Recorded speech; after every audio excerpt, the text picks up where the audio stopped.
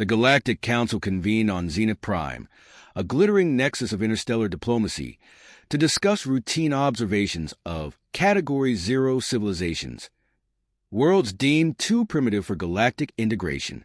Among them, Sol System stood as a peculiar case, inhabited by a species of creative yet unsophisticated beings called humans.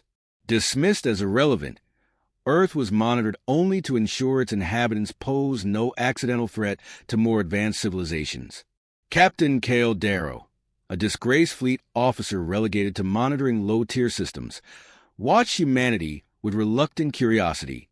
He had seen countless worlds, all underwhelming in their developmental stages, but something about humanity's unpredictable resourcefulness intrigued him. Kale's monotonous duty was abruptly interrupted when his ship detected a massive fleet mobilizing near the Zeta Persei sector. Heading straight for Sol System, the Zorth Dominion, a war-hungry faction known for annihilating weaker civilizations to expand their empire, had set its sights on Earth. The Dominion viewed humanity not as an opponent, but as expendable labor and raw material. Kale's first instinct was to report the anomaly to the Council, but he hesitated. He knew from experience that bureaucratic inertia would prevent any meaningful action. Torn between protocol and his conscience, Kale made a fateful decision. He encoded a warning and sent it directly to Earth, a violation of galactic law that could cost him everything. On Earth, Professor Elias Vorn, a reclusive scientist working on fringe theories of faster-than-light travel, received Kale's encrypted message. Interpreting the warning, Elias was both alarmed and skeptical. Could an interstellar invasion truly be imminent? He decided to act, gathering a small circle of like-minded thinkers, renegade military strategists, engineers, and hackers. While humanity's leaders debated the authenticity of the threat, Elias and his team began working in secrecy, analyzing humanity's limited resources and devising unconventional defense strategies. Meanwhile, Kale, now a fugitive, questioned whether primitive humanity could comprehend the scale of the looming conflict, or whether they even deserved his help. Elias Vorn and his team worked tirelessly in secrecy, using the message from Kale as their guide.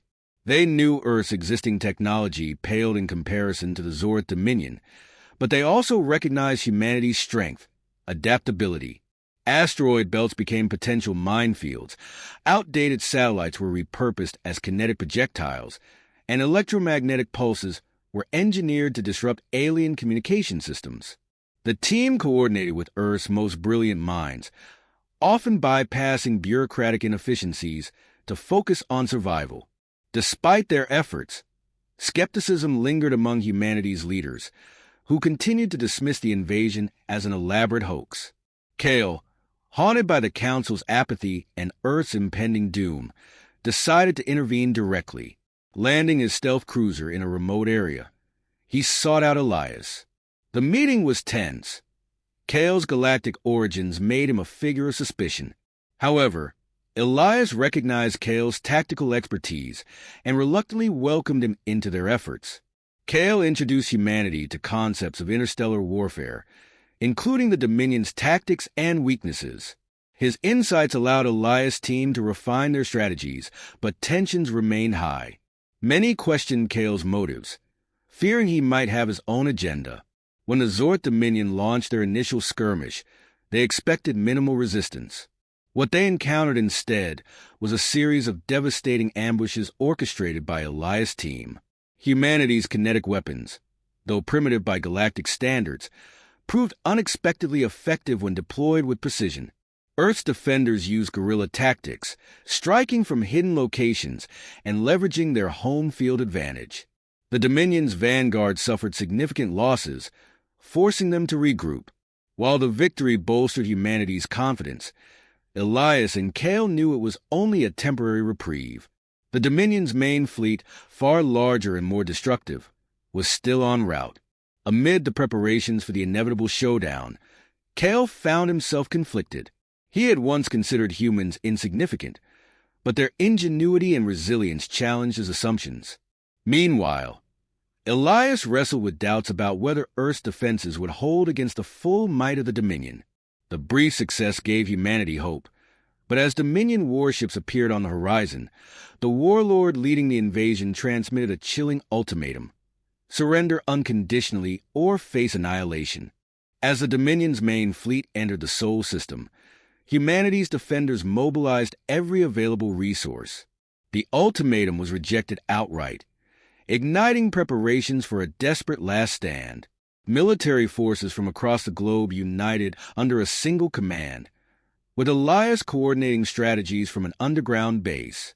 Kale, now fully invested in humanity's survival, took charge of a makeshift fleet assembled from salvaged spacecraft, retrofitted shuttles, and modified satellites. Despite their limited firepower, humanity's determination and ingenuity fueled their efforts.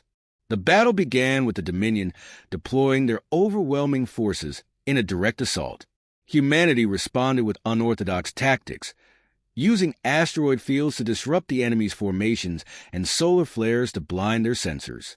Kale led a daring strike on one of the Dominion's command ships, exploiting their overconfidence and reliance on predictable strategies. On the ground, Elias oversaw the deployment of electromagnetic pulse weapons, disabling Dominion landing crafts before they could touch Earth's surface. Despite these successes, the sheer scale of the Dominion's forces threatened to overwhelm humanity's defenses. In a last-ditch effort to turn the tide, Elias activated a prototype faster-than-light drive he had secretly developed.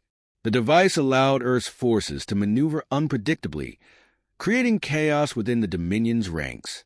Kale capitalized on the confusion, leading a coordinated assault that targeted the Dominion's flagship.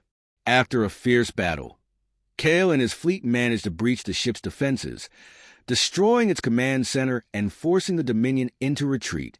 The victory came at great cost. Earth's defenders suffered heavy losses, and much of the planet's infrastructure was devastated. However, the Dominion's retreat marked a turning point. For the first time, humanity was recognized as a force to be reckoned with. The Galactic Council, embarrassed by their earlier inaction, extended an invitation for Earth to join the galactic community. Kale, disillusioned with the Council's arrogance, chose to remain on Earth, inspired by their unyielding spirit. As the dust settled, Elias stood beneath the night sky, gazing at the stars. He knew humanity's journey was just beginning. They had proven their worth not only to the galaxy, but to themselves.